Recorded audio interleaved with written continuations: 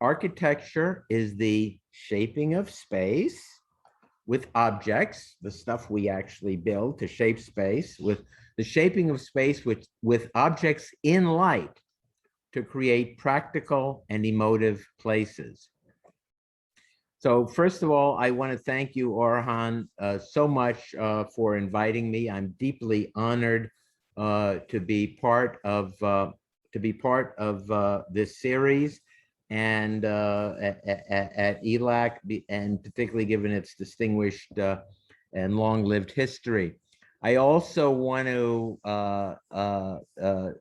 congratulate again Chair Emeritus Michael Hamner, who last week was publicly cheered and recognized for his LA AIA Presidential Honor Award as Educator of the Year. So today I'm going to talk about what we all do, which is making. And what do we make? We make it, whether it is stuff, whether it's architecture, whether it's a life or a career. We are makers, and that is our pleasure. I would say the two sort of largest ways of categorizing what I'll talk about are, one is ethos. What is our mission? Why do we do what we do? And then design itself. So let me start. Let's start with the basics. Beauty and love. Beauty and love exists when there is more niceness than the mind and soul can fathom at any one moment. Grounded in truth, beauty love is a state of ardent, aching awe. These are transcendent qualities that capture the mind and soul, and it transforms lives, and culture. So there is love of community, love of people, love of the land, love of nature, love for us, particularly as designers, love of the grace of place and space, and love of making places that aggressively make people happy. Now, Vitruvius, the first great architectural theorist about 2,000 years ago in ancient Rome, talked about firmitas, utilitas, and venustas, firmness, commodity, and delight. And delight, joy in our work, and I think for all of us, is a matter of extreme seriousness, of extreme gravitas. So where do we start? Well, loving community. Communities share time and place and or values, and this sharing becomes our shared histories. As designers, our work, our job, I think, is to make communities of desire, make places of desire, places that are communities that are places we want to be part of. So let me just start with two personal communities. One is the community of my practice, Lehrer Architects. I bought our building in 2005 in Silver Lake. It had been the home of the LA Weekly for many years, and I bought it actually from a sex toy manufacturer and distributor, JT Stockroom. So we don't do that anymore, but we still have good vibes here. And this is on Hyperion Boulevard in Silver Lake.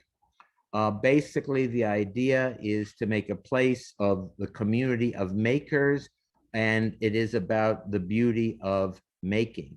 It is about natural light. It is about connection to the landscape. This is the building as found. And then as we have it, this was early on. It doesn't really look too different today. It's a place of community. So we have symposia here and concerts and life drawing and weddings and mariachis, and community is community. And the one of the joys of community is mixing it all up, right? I mean, that's the fun of it.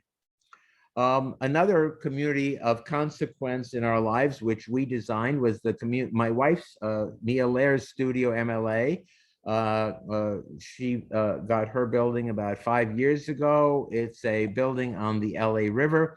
In this case, you see There's a factory building and a building within the building, which is where her studio is. And that's the inside, and the outside inside is within the building, the plaza here.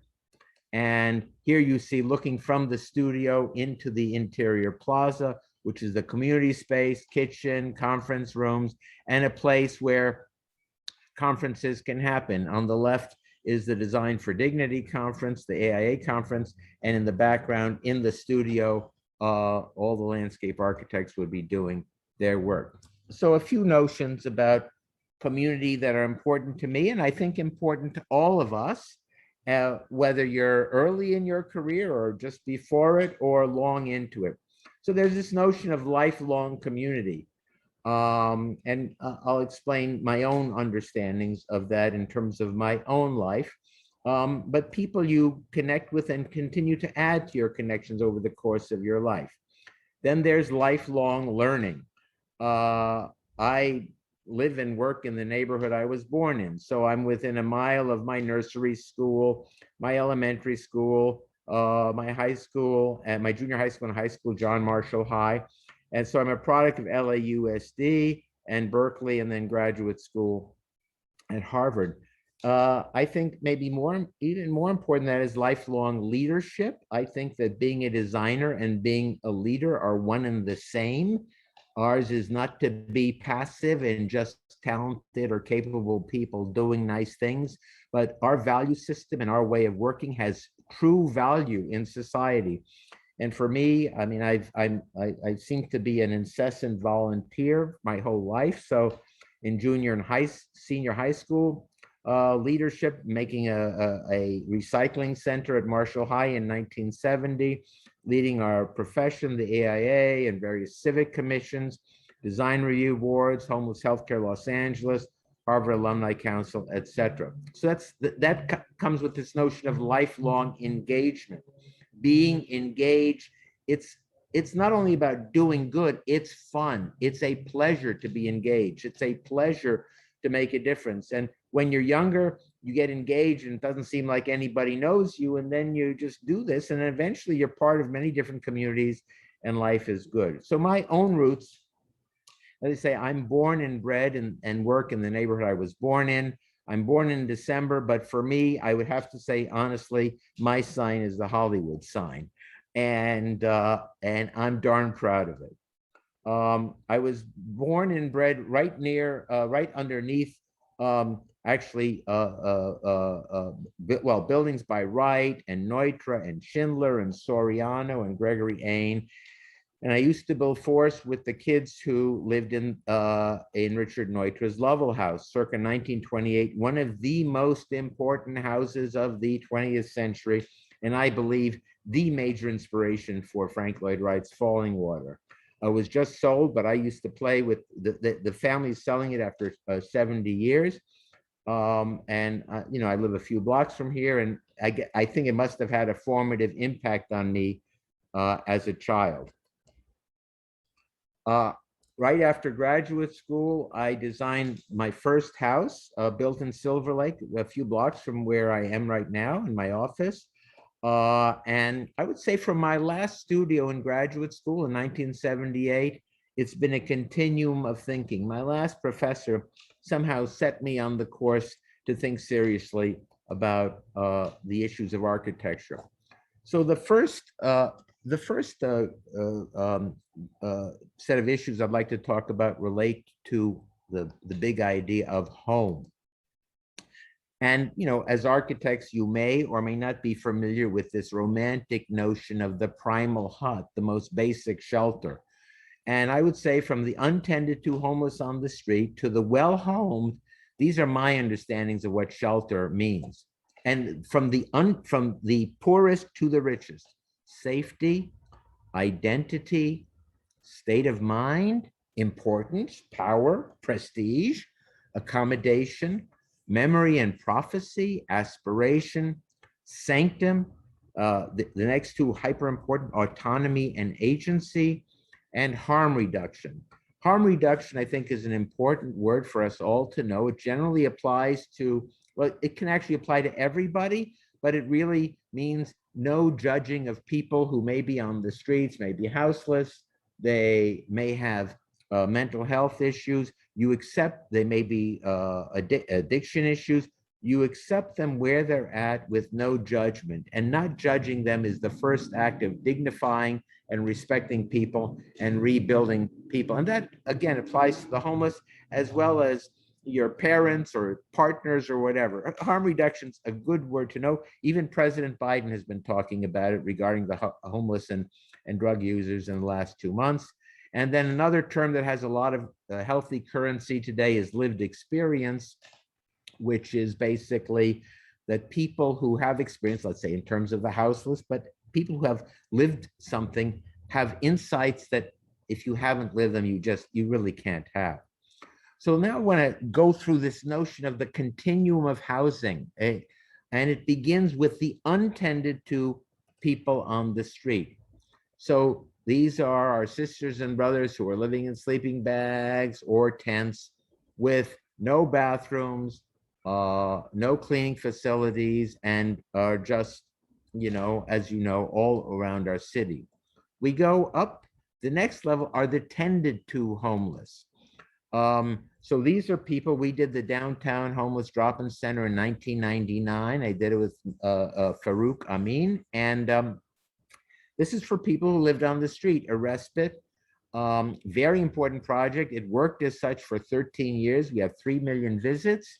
There was a clubhouse, which is that room in the back of the picture, showers, laundry, and beds that you could sleep in sporadically. Absolutely not a shelter. No food served there beyond coffee, and even outdoor sleeping. A safe place for people who were on the street, maybe resistant to being reintegrated, and very successful. And now it was changed into a shelter, which is important, but not as important as it was. The refresh spot exists now, which is similar. Actually, my organization, Homeless Healthcare Los Angeles, operates it. Second project I did on same street, San Julian Street, which is the heart of Skid Row, is the Jim Woods Community Center. It's still operating. It was built in 2002. We refer to it as the living room of Skid Row.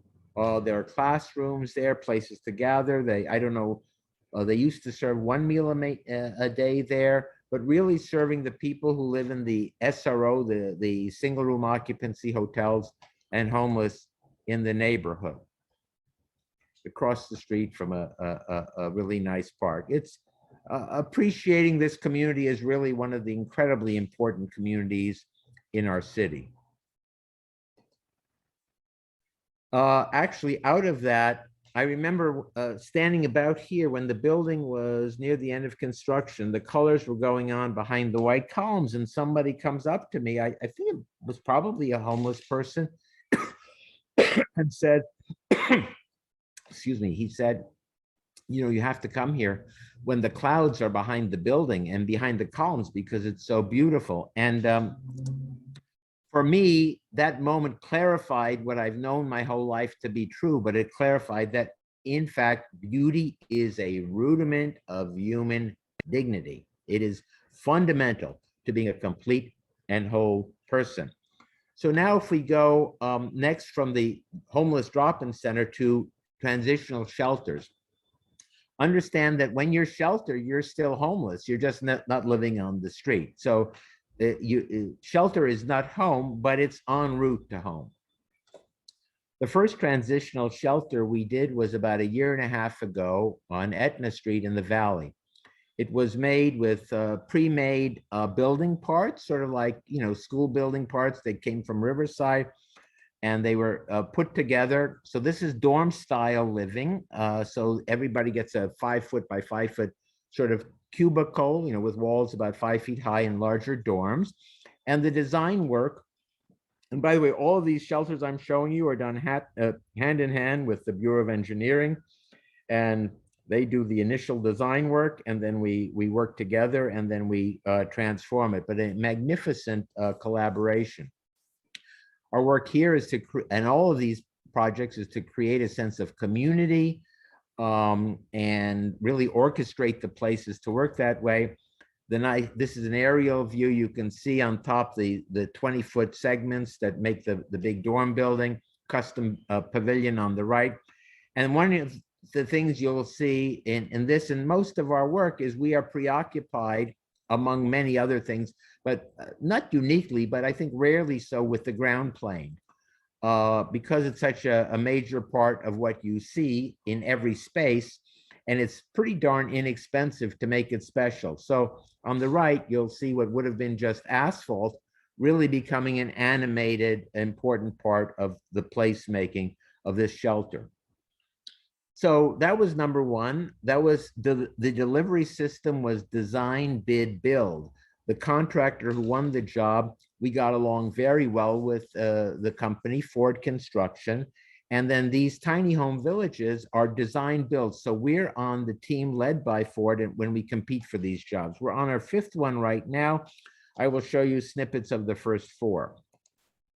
So one of the great things about these tiny home villages are they're an opportunity, once you solve all the really difficult problems,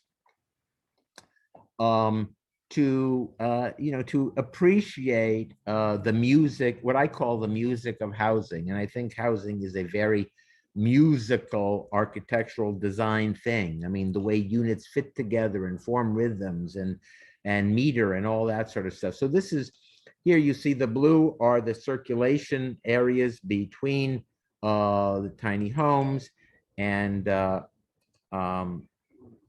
was, and then this one, well, we'll look at these in a second. Those are two of the projects. The first tiny home village opened in February, Chandler Tiny Homes Village, on a crummy, but not the crummiest piece of land we had to design on. And again, the work is, so your first audience here is the people living on the street and providing them safety and shelter. The second audience are the neighborhoods that you build in, that you enhance them, and that you make places that they can care about or be proud of, and at minimum not be offended or by. And the third audience, which is really the largest, is the culture. Making places that capture, where the design actually captures people's imagination, so that you can destigmatize these shelters and make them, again, places and communities of desire to have in our community.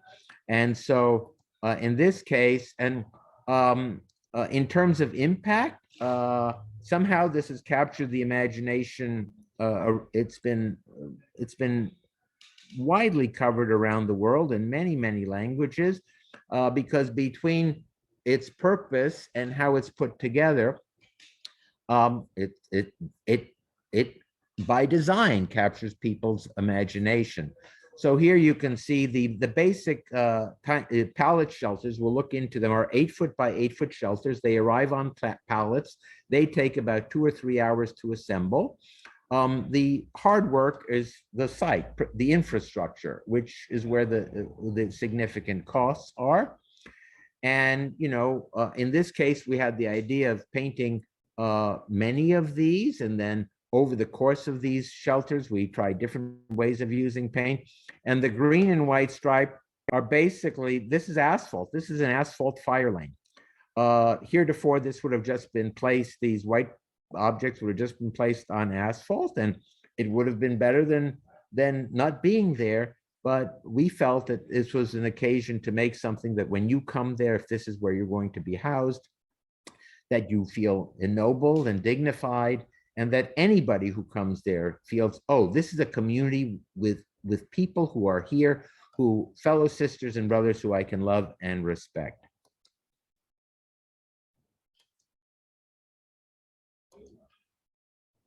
And just given, basically, just for, I think photography is a good skill to develop in architecture school and beyond. And so it's come in very handy for me. I didn't take the drone shots, but all the other shots I take. Don't make a big deal out of it, but it's a very practical skill and always a good way to train your eyes. So this is the interior of a typical tiny home, 8-foot by 8-foot by 8-foot. They're made for 2 beds. Because of COVID, it's generally 1 bed unless you're a parent and child or a couple.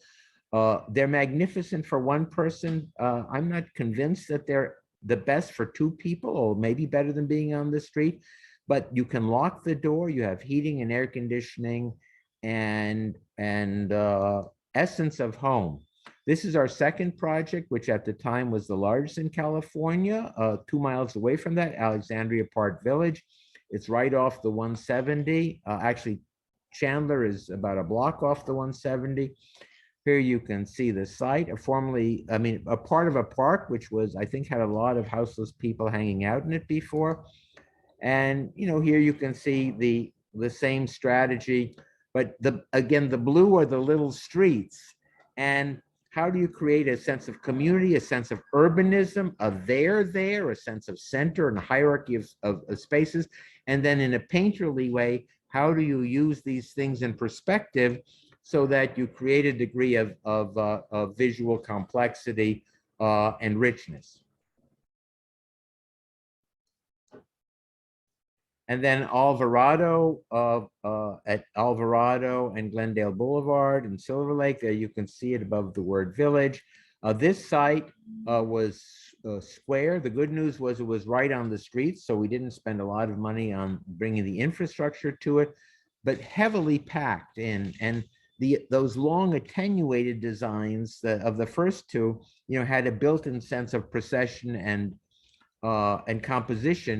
Here, what we did was we had a retaining wall, so we shaped the green area to make that sort of the center of the campus. So the steps make a center, and then use color to make that extremely explicit. We had to reduce the amount of paint. Each of these, again, we're competing for these, so we use less and less. In this case, we tested what happens if you paint one side of a bunch of units. From one way, you see the color, and the other, you see the reflected light. It's incredibly gratifying that one can actually do serious visual, formal thinking on such important social projects. And this is one that opened a few weeks ago, Satakoy Witsit Village, a wacky site, 1,000 feet long, L-shaped, 20 feet at its narrowest, a real crappy site. And I'd say that one of the delicious things about working on it is, how do you take something which seems to be worthless and turn it into something that is important and maybe even a little beautiful? And again, a lot of visual thinking, sort of thinking about architectural precedents, painting precedents, the issues of foreshortening. How do you take something that's so long and somehow make it coherent? Those are the challenges. Again, this is hyper fast turnover, a matter of maybe 2.5 months. So the construction team, again, at Fort Construction, are basically miracle workers. Now, unlike a lot of other projects, everybody, the city agencies, the consultants, the builders, everybody is focused on making this happen. On our building projects, it's not quite the same. A project we finished about 2 years ago. It's for youth. Now it's Youth at Promise. It used to be Youth at Risk. This is in East Rancho Dominguez Hills, Compton. Two units, each with 5 bedrooms for formerly houseless young men and women, and on a place in a community that was in a blighted property for 22 years and very loved by the community. So one of the things, all of our housing projects that we're doing now, we're basically using the same 270 to 300 square foot micro units. I mean, they have variations on the theme. So we've done work with a community of friends, an important non-profit housing developer, and they hired us to develop some building prototypes so they would be ready when sites became available to assess whether they would be worth buying.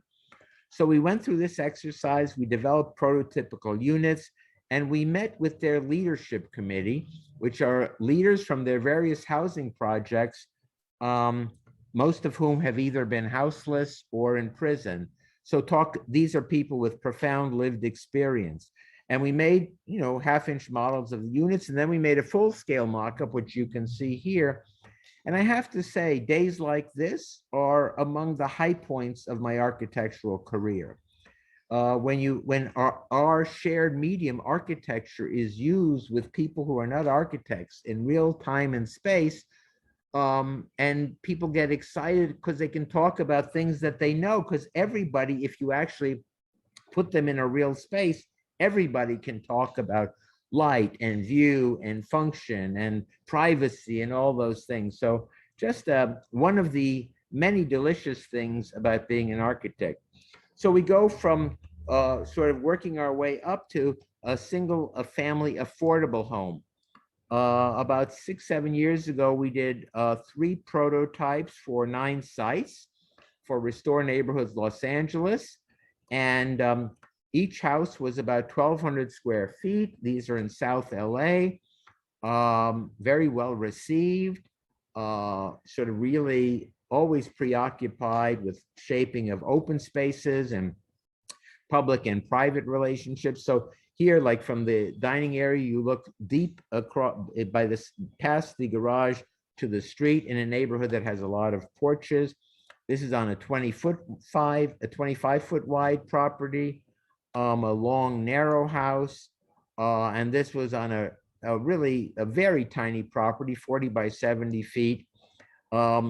And a really interesting prototype. And then we went, so we did those projects, and then our client said to us, well, those cost $300,000, and that's really too much for a starter home. What can you do? Can we do a starter home for, including design, would be about $200,000. So we spent a while developing this prototype, and I guess I should have said at the beginning, the key members of Lehrer Architects are myself, my partner Naren Kadrobegovic, and then our colleagues Eric Alden, Benjamin Lehrer, Alex Clark, Ashley Favre, Edan Kadrobegovic, Karen Datillo, Sanala Kadrobegovic, and then others, interns and other wonderful people. And since 1985, there've been, a few hundred people who have come through here. Anyways, so this is the starter home. We built 1 prototype, which we built on 5 sites. And here you see it again in South LA, these are among the city's most beautiful streets and neighborhoods. Amazingly, in terms of getting the news out, a year ago, this 3-year-old project was on the cover of Dwell magazine. And obviously there's no real downside to that. It makes you feel good, but more importantly, the value of architecture is not just beyond the project itself and its immediate impact, but it's on the idea that it captures the imagination of the culture. That's why the art of architecture is important. So here you see another one of the prototypes on its street. It's the one with the yellow stripes, the same building. There are 5 of these, 1,000 square feet. Here you see the different site plans, but the same building type. And basically, it's 2 or 3 bedrooms. The hard work was to deconstruct the bathroom. So you have a bath and laundry in a room. Then you have the WC in a separate room, and the sinks are actually pulled out into the hallway. And then you can see the gray area is the living room. The white area is the dining area. And then on the bottom is the kitchen. That little rotated yellow square is actually the refrigerator on one side with a shelf on the other side. So we use the refrigerator to separate off a little bit the kitchen from the dining area from the entrance. Here you can see, looking back towards the entrance, the white is where the dining is, the kitchen's in the back with the refrigerator separating it. And then you see that bookshelf there. That's on this side, and on the other side would be the sinks for the bathroom. There in another unit, there you see the bookshelf with the hallway and sinks behind it, and then the kitchen on the right with the refrigerator behind that shelving. And here's the bathroom, the sink hallway area. On the left, you can actually see the dining and living area beyond it. So those are all affordable things. So I think an important thing to understand is, as an architect, whether it's affordable or really expensive, architecture is architecture. Space, functionality, light, connection to the landscape, fresh air, all of those things. Well, look, I mean, frankly, light and fresh air are fancy things for everybody. And so whether you're doing for rich or poor, it's the same human activity, and they each inform the other. In this case, this house is it's very expensive. It's about 15 times bigger than the houses you just saw. But the ideas are the same. Procession, how do you move through? That every volume is connected to the landscape. In this case, it's steel construction. So since we were already paying for steel, I figured, well, if I'm paying for it, I need to take advantage of it.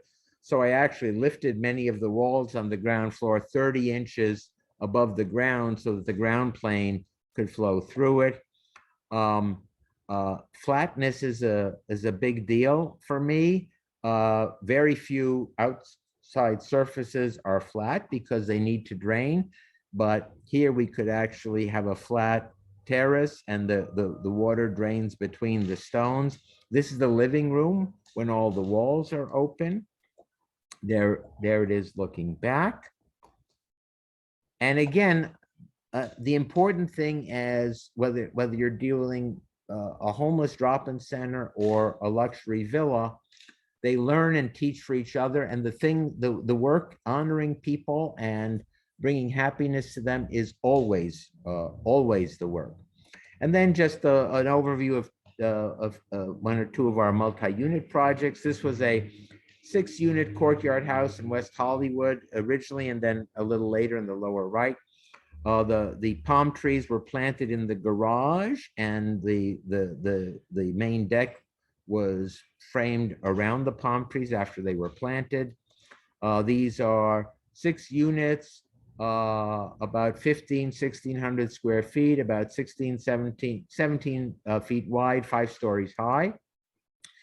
And here the idea, as it actually frankly is almost always, is how do you take the required circulation and, number one, make circulation as efficient as possible, and number two, then put all of your eggs in that basket. So that's the entry below, and all the circulation is basically around this. I'm standing on a chair landing, but then I have a 5-story tower of light and view unifying the whole project. Another West Hollywood project is our 11 units on a very weird site. It's really hard to design in West Hollywood. This meets their courtyard requirements, but the urbanism of the urban geometries really generate the form. A really hard project to design, and here you just see, again, featuring the circulation. The fire department just kept asking for more and more stairs. So we made it, this is a bit of a stair celebration, this, because we didn't have any choice. And then in terms of housing, finally, the notions of eternal home. An eternal home means, in this case, a mausoleum for 30,000 currently living but future dead people at Hollywood Forever Cemetery on Santa Monica. And this is actually on Gower on the right. And if you look at the lower center, you can see where the project is. Our mausoleum is 100 feet high by several hundred feet long. It's all outdoors. And the idea was what I call a topographical landscape. because as hopefully you know, and if you don't, you'll go visit. Hollywood Forever is really the most archetypical, stunning Hollywood landscape in terms of its plant material and iconography. So we wanted to make the mausoleum to reflect that, especially if you're building a 100-foot high building full of dead people in the middle of Hollywood on axis with the Hollywood sign. And so phase one is under construction. It's about 1/5 of the overall project. We finished our work at the end of design development about 5 years ago, and we'll see. So that's Eternal Home. And by the way, Eternal Housing is somewhere between housing and parking lots. And then just end up with a few community projects and some institutional infrastructural projects. So community always. We did downtown on Spring between 4th and 5th Street. We did we took this is for the city of LA, Spring Street Park. We took a parking lot and turned it into a park. This is about 6-7 years ago. Here you see a shot I took from the roof next door. You see Spring Street on the right, and then a good portion of Spring Street Park on the left. We designed the furniture we designed these concrete ribbon benches and then filled with seat backs. So when there are no people in the park, you look at the seat backs and you say, oh, this is a place for people. They're out of aluminum, built by Arctura, great company. And we worked out the design. We photographed some bamboo in our garden and then digitized it. And you can see here how the play of light is always kind of amazing. When the sun is behind it, you see in the front, and then sometimes the patterns almost disappear. They're as good as new, I think, 6 or 7 years later, and don't capture heat. A project which should have opened a year ago and opened up about 3 months ago in South LA is Elgin Sutton Pool, in Elgin Sutton Park. The red building is the existing pool building. The old pool was right on the center of the building. It hadn't worked it was leaking and had to be changed. So we moved the new pool, we moved it to the right so that we could actually realign the existing building with the street. And then that white canopy, somewhat of a monumental canopy, riffing on the shape of the gable, helping honor the street and providing shade for the pool on the right. The pool is on the right and the splash pool is on the left. And here you see it a little closer, and then here you see, again, you can see the gable on the right, and we extruded the building existing gable on the right, and then the gable canopy was extruded, and then we played with it to sort of honor the street to the right, the building, the street to the left, the building to the right. I bent the gable up on the right so that it became a halo from the other side of the park. You could see it reflecting and honoring the gable. Another project we're really proud of, about 5 years ago, also in South LA, South LA on 22nd, just east of Central, is Central Pool. Again, a pool that hadn't been worked for about 15 years. And so we had to build a new pool. It was sort of hidden from the street. So the first thing was to take a really rundown pool and gym building and create a new entry, both with canopy and color. And then these towers, these shade towers, also make it visible from the street, which is quite, a ways away. And as we did at Spring Street Park, and we really like to do, when possible, we really like to build in furniture. Here you see benches, you see more benches all around, so that the place always feels inhabited, so you don't have to spend money on furniture, and you have enduring furniture, and that where furniture becomes a part of the architecture. And then I think this is the last pool I'm showing. This is Reseda Park Pool about 7 years ago on Victory Boulevard, Reseda Park. The pool is near the boulevard, but not visible. Again, a rundown pool building, built a new pool, and created these shade structures, which are also little urban monuments announcing the presence of the civic pool on Victory Boulevard. There's looking across from the to those shade structures, and on the right and left, you might discern we created these 10-foot by 10-foot chain link cabanas. There was no mandate to do that, but we felt obviously shade is really important, and creating the chain link cabanas with the bench was not only cost effective, but cool and a little fancy. Another project, and I think I have maybe maybe 3 or 4 more. This is the Cats Pavilion. It's a gym and culture pavilion at Stephen Weiss Temple and Schools, and we had done a master plan, and we identified that the campus was covered with asphalt and concrete. And so we said that the center of the campus needs to be replaced with a commons and a park. So we conceived this park, and then we were tasked with designing a new gym. So there was an existing building, which now was on what we proposed to be the new park. So all of a sudden, this new building had the opportunity to become the centerpiece and transformative move on the campus. And so here it is, and the roof is about twice as big as the program building. We think that, and so the roof is made out of steel grate. So during the day, it captures sunlight, so it's luminous, and at night you can see what it is. We took the north long side of the gym culture pavilion, and we have 4 doors, which are 30 feet high and 100 feet wide.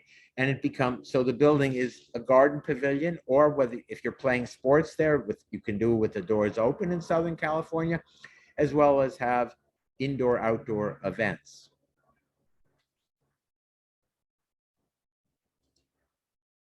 And then across the way is the Milton Community School, a terrace building, but the terraces have always been a little sad. It's kind of a dark, dank building, given that it's essentially a terrace building. So we took the 2 top volumes on the left. On the one at the leftmost has their Architecture and Design Institute. This is a high school, and ceramics. And then the one on the right is their Science and Robotics Institute. And what we did was we blew the buildings open.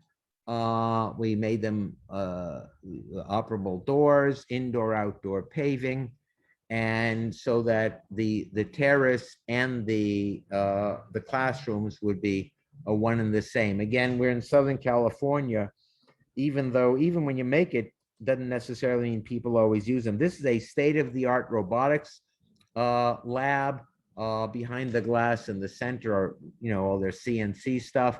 They have internet. They meet with fab labs around the world, and so they'll share programs and stuff. But the main thing is that the idea in a community place and in a school, you want to be able to see into this, even if you don't take the class.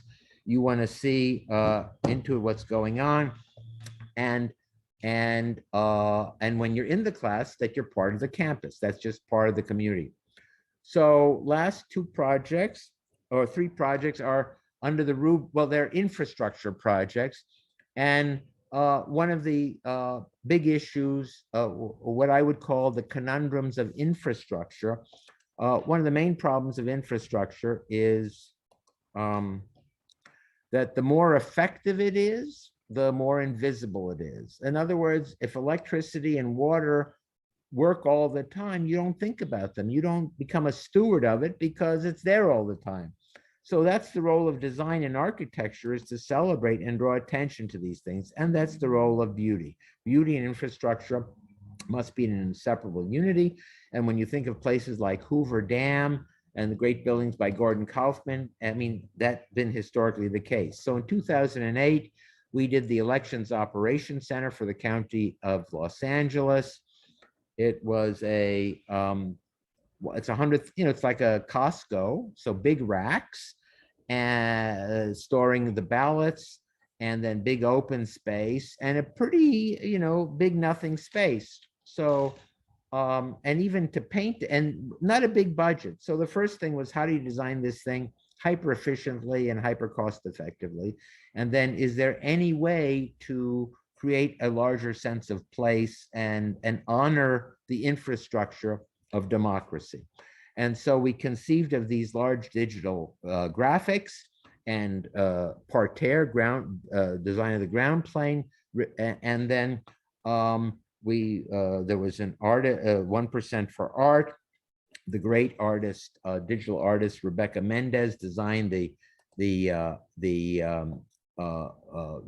big digital banner, 132 feet long, 12 feet high. Took 24 hours just to print and 2 days to install. And that green and white volume there is just clear Mylar, clear plastic and white plastic. I use that to enclose the dining area as a conditioned space, very cost effective, but also visually important. And cannot see your image. Say what? We cannot see your image. We lost it? Oh, it said screen sharing is paused. Oh, what do I do?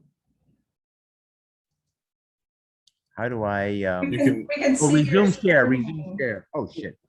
Okay, just I'll get back there. Just a second. We're almost done.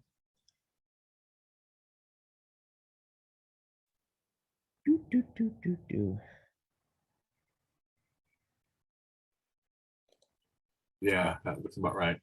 Okay, okay, and then boom. So there's the banner. Actually, this is 2008. I had just bought my first fancy digital Nikon, so I went around for 2 or 3 hours. A guy drove me around in a forklift to take all these shots, which was very satisfying. Oh, and yeah, and then here too, this was 3 weeks before it opened. We didn't have anything on the edge of these, like big racks here, like you'd have at Costco. And I called the county administrator's office, and they said, because it didn't cost much, it was like $11,000, but they said it's not the cost; it needs to be built before the grand opening. And again, working with Rebecca, we got these things all up and very beautiful. So, in 15 years ago, we completed the Water and Life Museums. My design partner was Mark Ganji, who had been my student in 1986 in my first year of teaching. My second year student at USC, and he was my design partner. And then Ganji Construction was the builder. These are the Water and Life Museums done for the Metropolitan Water District in Hemet. They're the outcome of the construction of Diamond Valley Lake. This is the east. You're looking down at the East Dam. Diamond Valley Lake was made between 2 artificial dams. It is the savior of our water situation. It's a 6-month emergency supply of water for Southern California. And in the upper right, you can see where the museum is. This was an outcome of the construction and the disruption to the community, this museum project. And it's actually 2 buildings. On the left is the Western Science Center. On the right began as the Center for Water Education. This was, at the time, I think it was one of the largest rooftop photovoltaic installations. I mean, we thought in the world, whether it was the world or North America, it was darn big at the time, 550 kilowatts. Then the 2 loggia are covered with silicon wafers. So slightly less efficient, but provides light and shadow. And then nice layered perf metal to get a nice moire pattern and a beautiful dappled light. And you know, I think a pretty important project. We're very proud of it. It's sort of like a big Don Judd sculpture sitting in the desert. That, you know, and then the last project was a visitor center we did at UCLA at the Botanical Garden a few years ago. On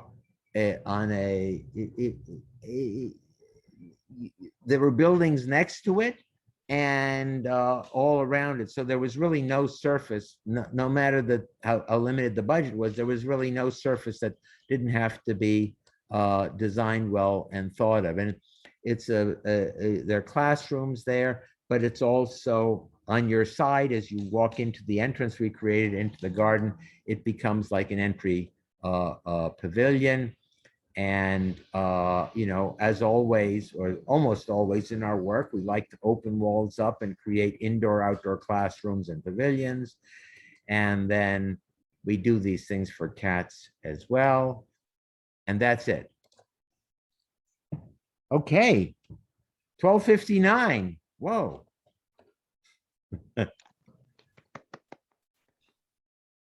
Okay, so there you have it. That was so beautiful, Michael, especially somebody, you know, purebred person from Los Angeles and knowing the city. And I was fascinated to see how your projects, this is not a question, but might generate a question. Yeah. How your projects dialogues with the city, and how, you know, your understanding of and interpretation of the make of Los Angeles as a city is very fascinating. I'm very fascinated with those aspects of your project. And it must be a special joy for you to have the projects keep this dialogue, talking back and forth with the city, no matter what their scales are, from tiny homes to big institutional buildings, public pools, but they're always in communication with what's around them. Well, I appreciate that that observation. I mean, I am I am very much a product of Los Angeles, and particularly I like even the indoor outdoor you know, sort of ever manifest qualities of our projects. For me, my mother, who just turned 102, still lives in the house she's lived in for the last 73 years. And when I was 2 years old in 1957, when they modernized the house and put glass sliding doors between the family room and the patio, I grew up with those doors open. For me, that's the seminal space in all my designs. Or growing up, you know, in the Hollywood Hills, where landscape and building were one. I also think, as my friend and a mentor, a teaching mentor, Bob Harris, always likes to say, every building is a remodel. In other words, you're always building in situ, you're always building in context. And I think practically, for students and for all architects, I think when the first work is to fall in love with the site. I mean, and it may start out as a shitty site, that's irrelevant, you know, and maybe it's even better if it starts out at a shitty site, because then your transformation is even clearer. But what that means is learning the site, drawing it meticulously, and then building it, whether it's in model or on the computer. And one of the major advantages there, and I think this is an important thing for students, is that everything that exists, if you draw it with care, all of a sudden that's one more thing you don't have to design. It's like that's your friend that helps enrich your design, and all you did was draw it up, and then you respond to it. And the work is not to make the other buildings look shitty, but how does your project without even touching its neighbors, ennoble them as well and ennoble the whole place. That's our job. And I think how you, like, when you make your project, do you make all the other buildings look really different or subtly different because you're actually recreating and transforming a place to be its best self?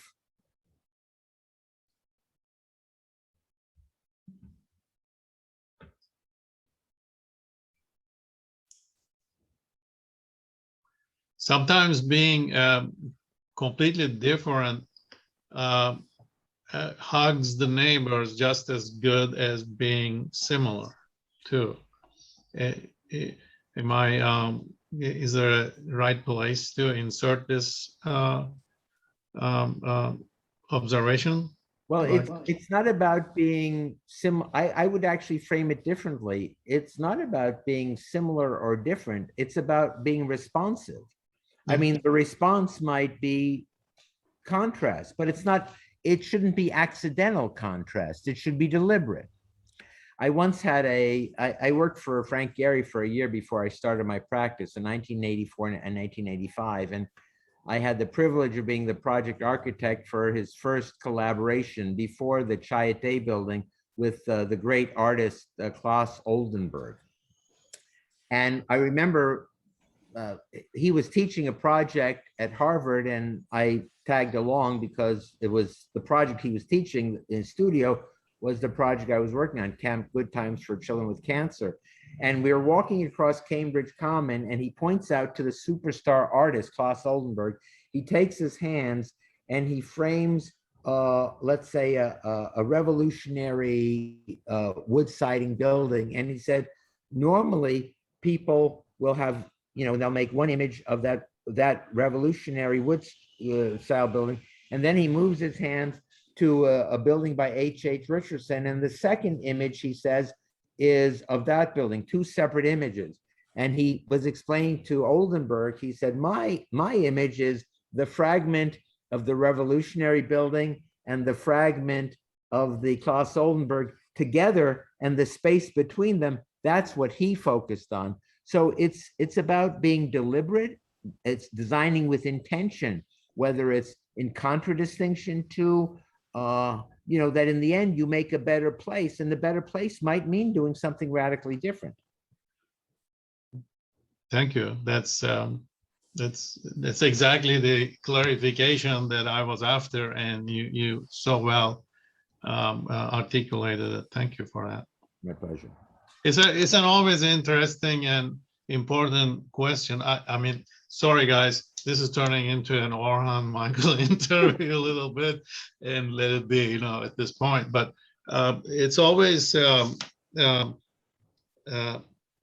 contentious question about doing architecture in urban context, and the way that the relationship with the surroundings. So, and it always comes up in any design studio from first year to until you do your master's. That what's that relationship? How you voice that relationship between what you are doing and what's around that. That communication is make our cities, make our spaces, urban spaces or individual spaces, private spaces. Always, that's an essential part of architecture that is very generative. And it's really hard, by the way. I mean, that's I mean, one of a number of central design struggles, because one of the challenges is, are you doing something which is so trendy, but you're so in it that you have no idea that it's going to look stupid in 10 years. And so even the idea of trying to do something which is a little more timeless, in 2021, what you think is timeless may look silly in 2035.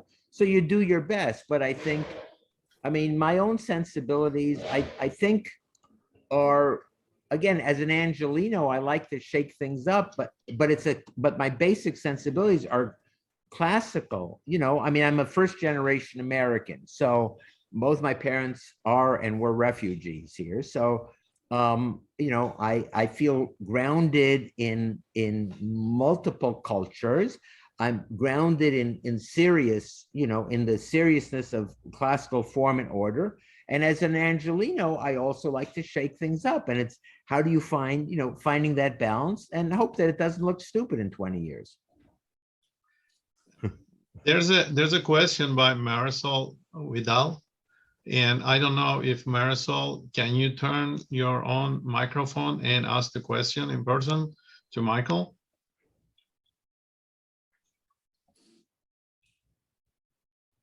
I guess she can. So I will read her text message. How do you feel then about developers who do not really take the neighborhood into consideration? Many of them do not account for outside or green space like many of your designs do. So how are you going to punch the developers or embrace them? Yeah, how do now? I feel about them? I feel crummy about them. Look, first of all, I guess this is an opportunity to say that the way I think about our profession, it is majestic, it is glorious, it is horrific and disgusting. All of those things are part of being an architect. And it's, by the way, it's that way from now until the end of your career. It's hard because you design things that are dreamy and aspirational and beautiful, and then reality has to, you work within reality to get them built, and they're often diminished and they don't often get built. And most buildings are average because that's what average is, and a lot of buildings are really shitty and destroy our city. And culture can, there are cultures where there's a culture of building, where the norm is to do the right things, to honor the street, to make, that buildings contribute to urban fabric. And there are cultures which, or periods that don't give a shit. I think we're probably at a better place now in Los Angeles than we've been, but no, I don't feel good about shitty developers destroying our city. But that's, our hard work, by the way, if I talk again about engagement, is to realize that as students of architecture, you don't need to wait until you become an architect or something else. But even as students of architecture, if you care about the city, you should be engaged. You should be engaged going to maybe neighborhood councils or meetings about new projects, or the student AIA, or sitting in on urban design committees or something. Begin to train yourself to be an effective member of the community, using your professional skills when you can, and using your professional wisdom to contribute to changing the culture so that we minimize the shitty buildings and maximize building a great city. That's what we always enter to our students in the beginning of semester. Go there, be the architect that your community needs, be the leader in that sense. And absolutely. Yeah, and it's interesting, you might be aware of this, but East Los Angeles has very few architects in architectural firms in the neighborhoods where they are most needed. So it's something that needs to be voiced. I know Michael Hamner, there's this guy called Michael Hamner, has an office in East LA. But there are very few of them, and the community is kind of suffering from it. So our students, hopefully, they're going to go back to that and then be part of the active propagation of architecture and urban design. And I think that times that we live in suggest, if the students step up, a promising future, because the profession aspires to be much more engaging, and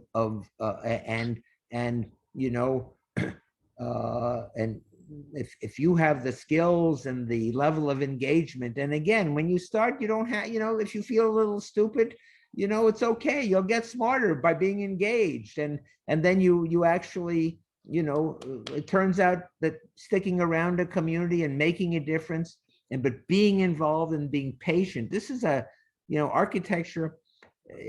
I've been doing it. I decided to be an architect when I was 8, but I've been doing this for, just about 60 years. But this is a long haul. I think it takes, at least 20 years to, even if you're made to be an architect, to really have the sort of to have the mind of your mind is evolved enough as an architect, and it's really hard. And um, I would say that for at least for me, and I think the people who stick around, the fix is so major. The deliciousness of being an architect is so profound that it makes up for all of the difficulty of being an architect.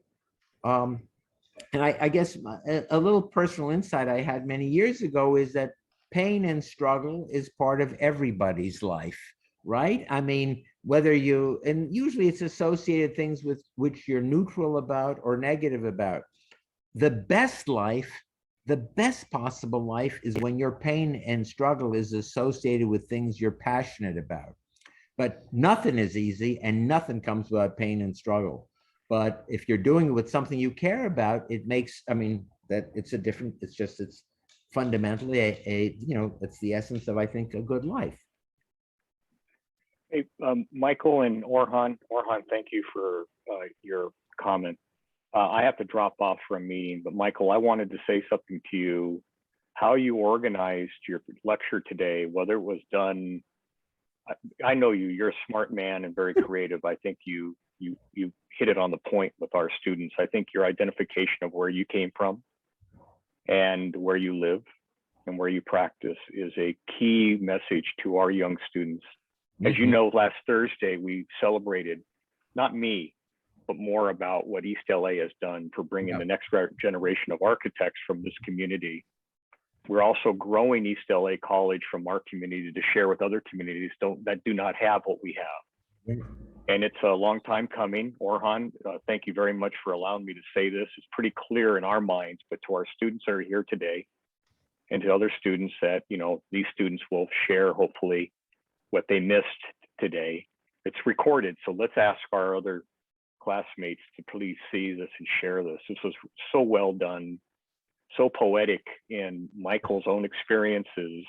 You have to know that I pass by one of Michael's projects probably 5 times a week right here in South San Gabriel, which is, just an offshoot of East Los Angeles with similar situations with a park community center building that he did. So Michael is always in my mind daily.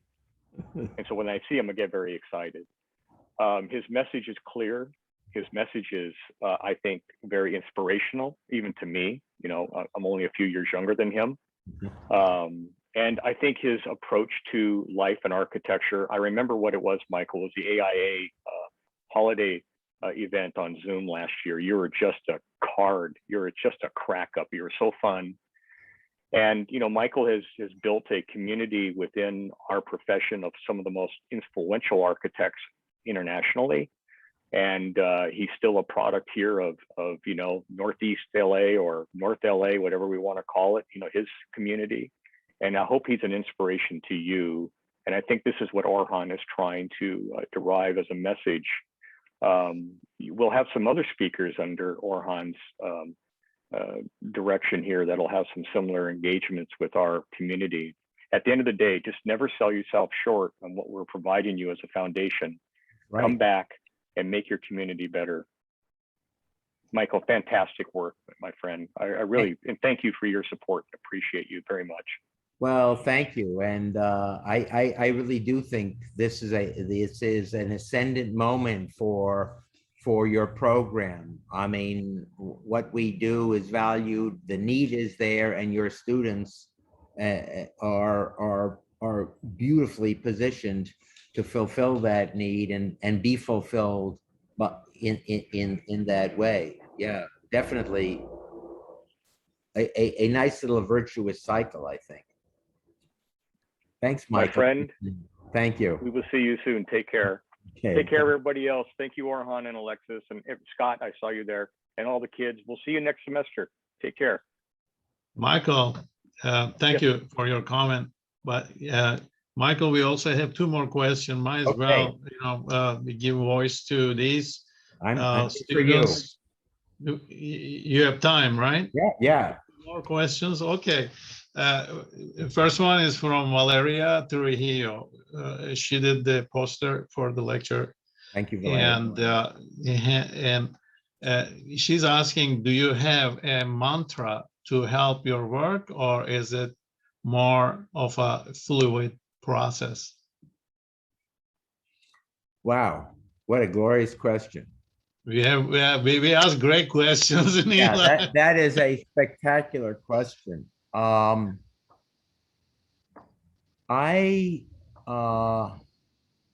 think about as a doer, as an architect, as a human being, as a teacher. I mean, I think a lot about the creative process and creativity, and how to, sort of do metacognate to get into that zone. By the way, we hope to start maybe in February again. We have monthly life drawing at our studio. People are invited to come. No pinups. We just have models and pizza and wine and 3 hours of drawing, just to be in the zone of drawing. I think that, I mean, for me, sort of being in the zone and the creative zone, it's hard to get into the creative zone. So I think developing it as a parent or teacher, I mean, it's easier to help others for oneself. I think having methods, and also I think as an architect, as a student of architecture or as an architect, buildings take a darn long time. And when you're younger, they seem to be taking, and as a portion of your life, they take even longer until you get something that's built, let alone something you actually care about or are proud of. So I think, for instance, having sketchbooks. Personally, I always have my, my little moleskin pocket size. So I've had sketchbooks for 20, 30, 40 years, but I've had these for about 20 years. They usually last about 3 months. And I have my lists in them.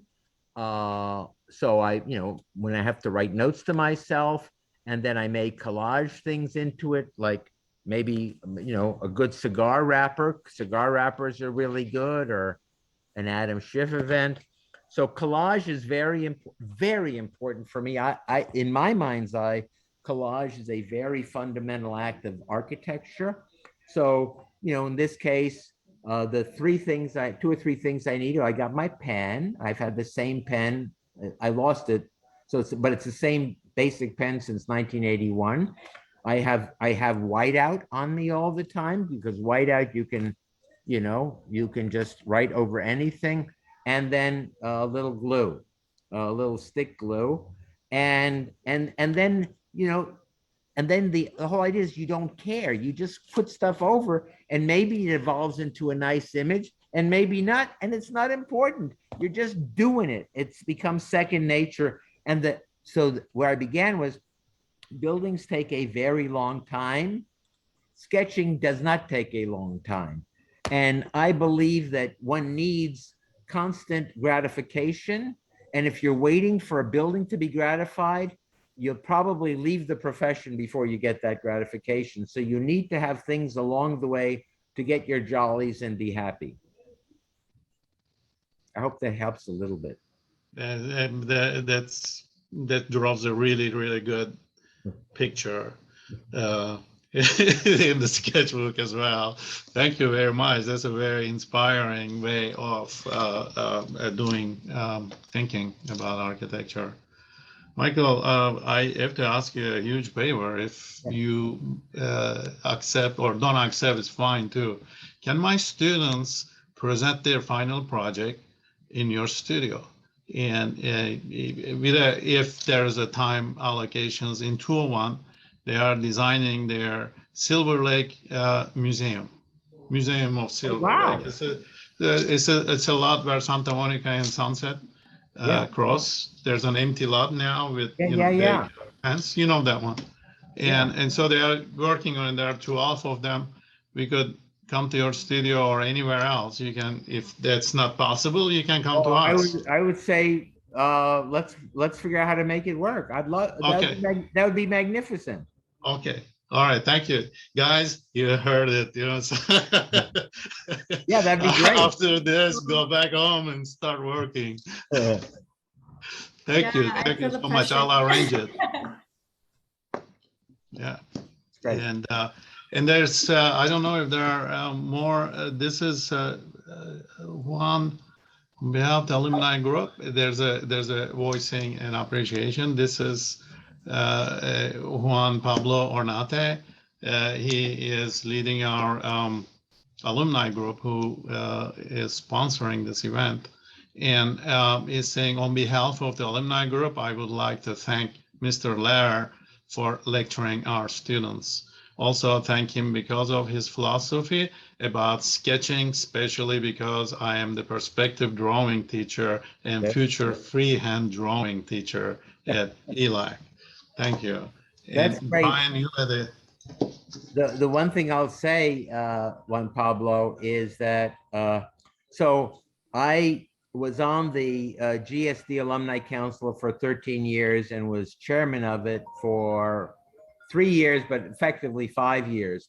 And what I did was I actually created what I call the engagement party, and it's a manifesto on a lifelong community, and it's really with the idea that in every school produces people who you can either, when they're out of school, forget about them or maybe just hit them for money or whatever.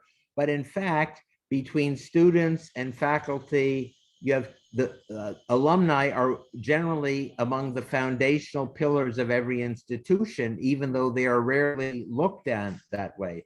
They are the only community, not students, not teachers, who are members of the community for their entire life. So I actually put together a whole manifesto dealing with how do you engage people for the rest of their lives, and how do you create a meaningful community that without, it's not about, I mean, it's nice if you can raise some money and support the program, but it's also nice because you got shared roots. I mean, you're made, you're founded, you have shared, shared sensibilities with people who've gone to school with you. So I've actually thought a lot about it and highly value the role of alumni, which I think most schools get kind of wrong. They are way too limited in terms of the way they see alumni. Faculty are often, well, we don't want alumni to opine about things, but it's not even about being an alumnus and you don't have to opine about the program, but you have to celebrate and nurture this lifelong community. So I think alumni are hyper important folks, or can be for ELAC, as they are for many institutions. We have a strong alumni input into our program, and they really care about. They go to other schools, USC, they go to Columbia, they go to GSD, etc.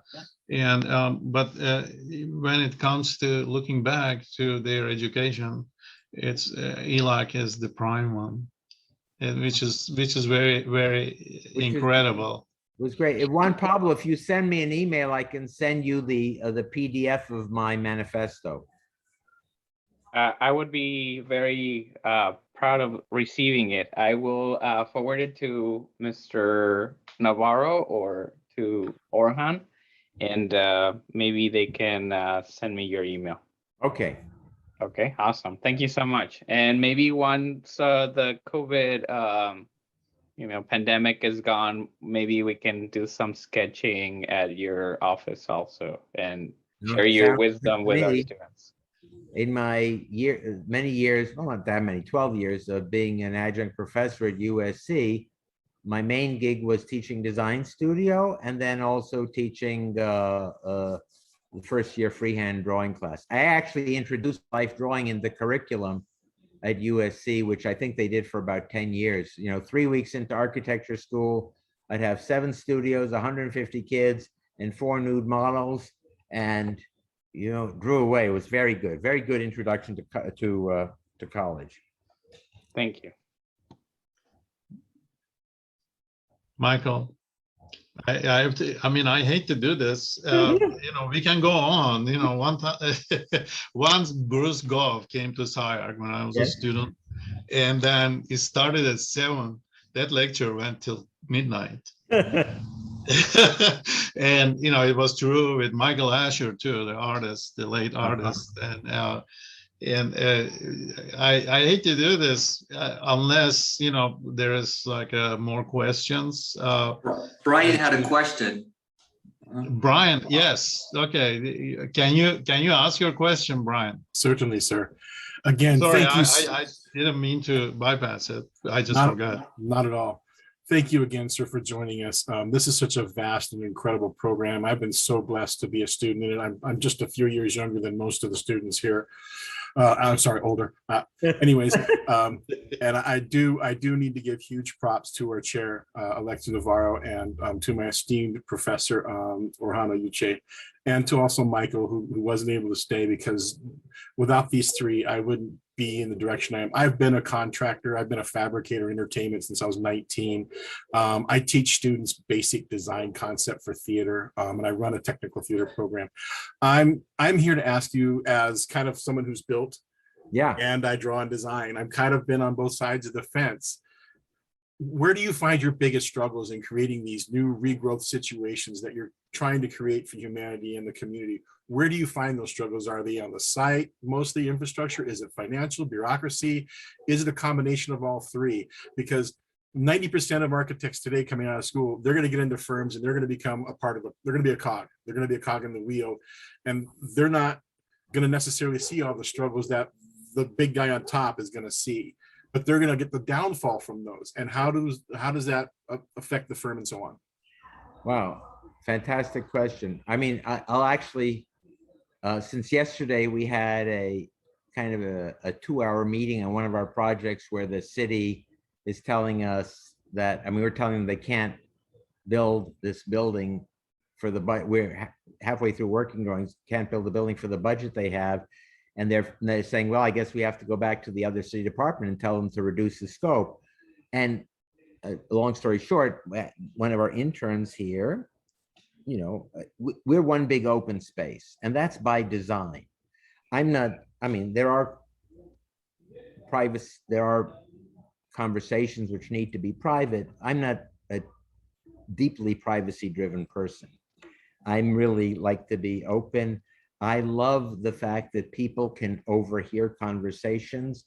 Most of these conversations are conversations they would not hear in an office where you're separated, and they're nothings you can be taught. You have to hear, someone arguing with a client or all of those things. So I'm a big advocate of exposing people. And I think you have to be secure enough in your own skin, which I think I am. So I don't really care if you think I'm weak or not, because I feel okay about myself. I'm happy to share with the pleasures and the challenges and the things I'm stupid about, I'm not embarrassed about, and I'm glad I have a few skills. So openness is one thing. I would say, this is a hard fucking profession. And I think, you'll pardon my French, but you eat shit until you die as an architect. Being an old architect, you still have the same issues especially if you're, when you are pushing the envelope, it means you are always putting people in a challenging place. Doing things which are not business as usual are harder than doing things that are business as usual. Excellence is hard to come by because excellence is hard to come by. So I think the bureaucracy is among the most painful things about being an architect. Well, I think, first of all, to understand that architecture is a deeply psychological art.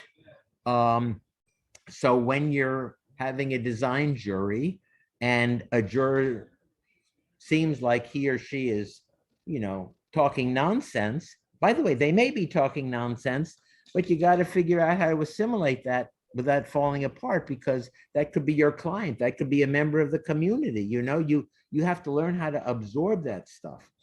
But I think, the biggest challenge, like we're doing many housing projects for the formerly houseless. Getting through the bureaucracy is fucking torture. And this is for projects that are being highly valued by the city. So you just have to have staggering reserve of patience. You can acknowledge that things are fucked up when they're happening, but you can't let them bring you down. Otherwise, you'll get an ulcer right at the beginning of your profession and you'll be done. And, and then, and try to make the most out of every experience. If you work in a practice, which, maybe you're not extremely excited by the design work, think about what it is about that experience that can get you excited. And then, try to draw the best out of every experience you have. And I guess, I think a fortunate quality of mine is I think I'm a mixture of tranquility and urgency. If everything is always urgent, then, life passes you by and you never take it in. If everything is always just completely okay and tranquil, you don't go the distance, you don't push the limits. And I think, searching for that kind of balance, so you enjoy life as you're living it. Imagine that you're going to work harder and do more amazing things tomorrow than you ever done, and be thankful for, where you're at. And I think, again, architecture just really, I mean, this is a rejoinder, a regular rejoinder. I may have said it 3 or 4 times this week on various projects, that, God damn it, this architecture is emotionally wrenching. What a fucking wrenching process, and it doesn't change. The question is, what's your fix? I mean, building something and having it there, I mean, to me, is like, I mean, I just thank God and say, thank you, God. I mean, how the hell did this happen?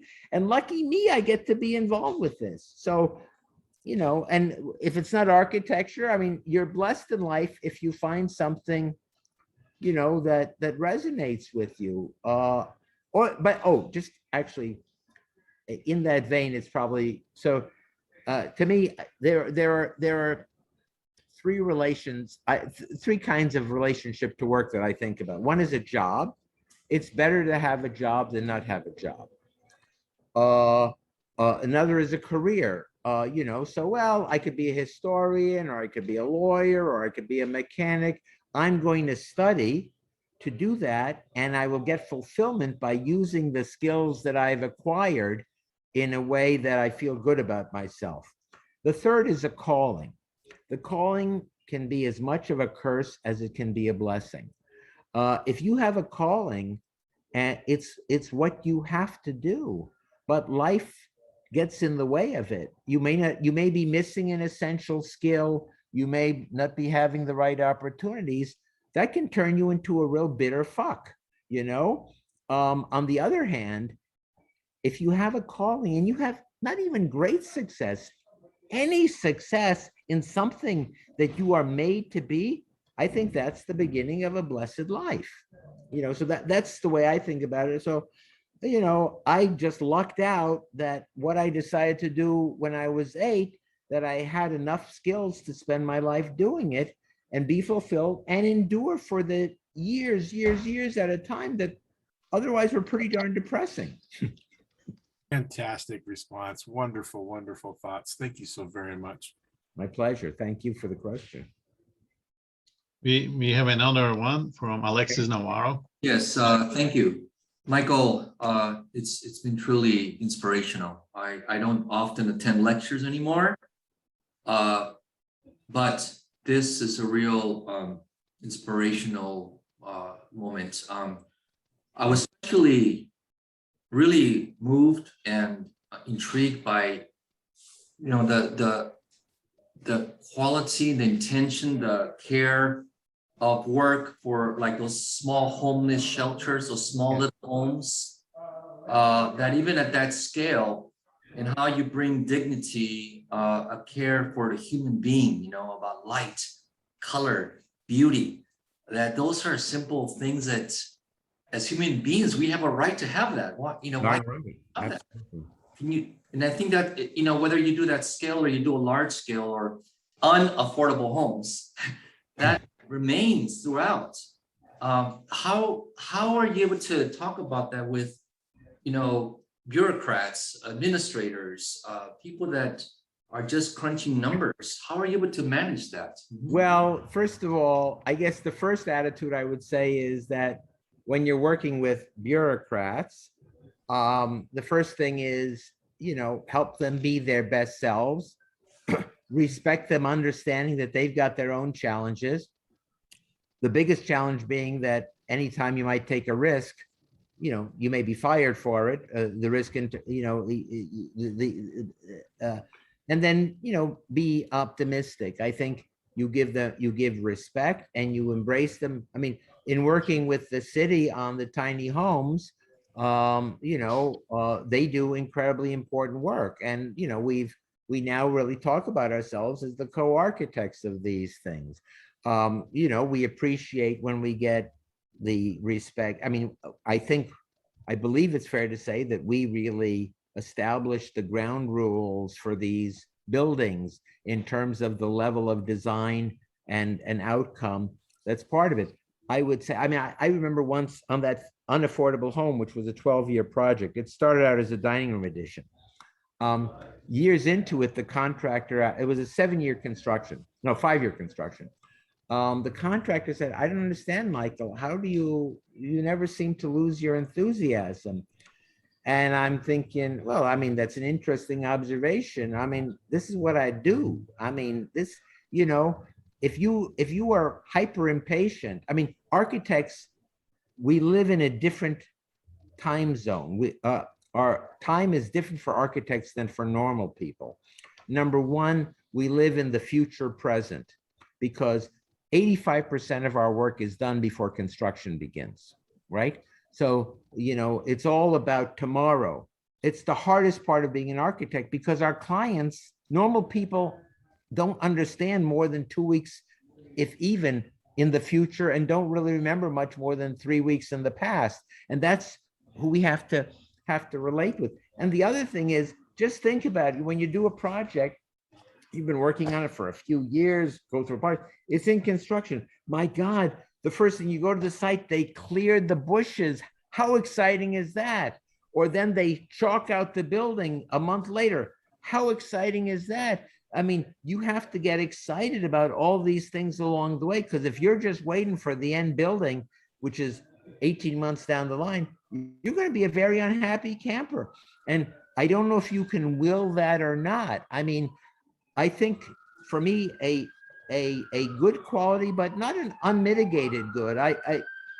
I think a good if I were a little less happy being an architect, maybe I'd have a better career. Maybe I'd be more urgent about all the buildings I haven't done yet. But I'm happy, I just think I exist sort of in a state of disbelief that I get to spend my life doing this. So I'm fortunate that way. But sometimes very little things make me happy, and maybe I should be less happy about them and be a little more urgent about struggling harder. I don't know. Well, thank you very much. This has been a very, very, I think, memorable and educational experience for our students. Really, I'm so glad that you joined us, and thank you, Orhan, for organizing this. This has been a really, really wonderful afternoon for us, and we hope to stay in touch and keep communicating. We certainly will. And again, thank you so Michael. much. I'm deeply honored to be part of your program and to deepen my association with ELAC. Thank you very much. Thanks. Thank you, Michael. This was a page turner. Okay, Alas Maladek, Orhan. Güle güle. Görüşmek üzere.